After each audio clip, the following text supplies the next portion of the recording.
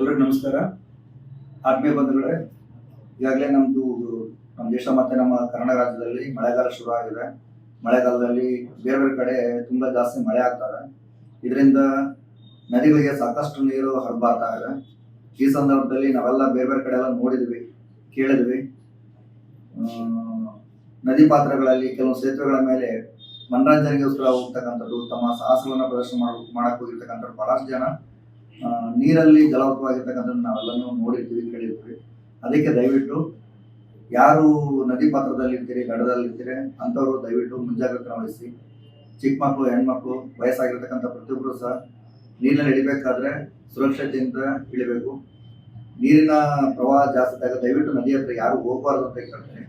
ದಯವಿಟ್ಟು ಎಲ್ಲರೂ ಜೀವದ ರಕ್ಷಣೆಗೆ ಜಾಸ್ತಿ ಮಹತ್ವನ ಕೊಡಬೇಕು ಅಂತೇಳಿ ನಾನು ವಿನಂತಿಸ್ಕೊಳ್ತೇನೆ.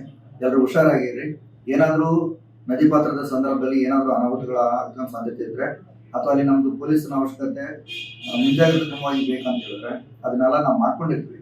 ಅಷ್ಟಾಗಿಯೂ ಸಹ ಮತ್ತೇನಾದ್ರೂ ಅಲ್ಲಿ ತೊಂದರೆ ಆಯ್ತಂದ್ರೆ ಇಮಿಡಿಯೇಟ್ಲಿ ನೀವು ಸಂಬಂಧಪಟ್ಟಂತ ಪೊಲೀಸ್ ಠಾಣೆಗಳಿಗೆ ಅಥವಾ ಅಧಿಕಾರಿಗಳಿಗೆ ನೀವು ಕರೆ ಮಾಡಿ ಅಥವಾ 112ಕ್ಕೆ ಕರೆ ಮಾಡೋದ್ರ ಮುಖಾಂತರ ಆಗುವಂಥ ಅನಾಹುತವನ್ನ ತಪ್ಪಿಸ್ಬೇಕಂತೇಳಿ ನಾನು ಅನಿಸ್ಕೊಳ್ತೀನಿ. Thank you.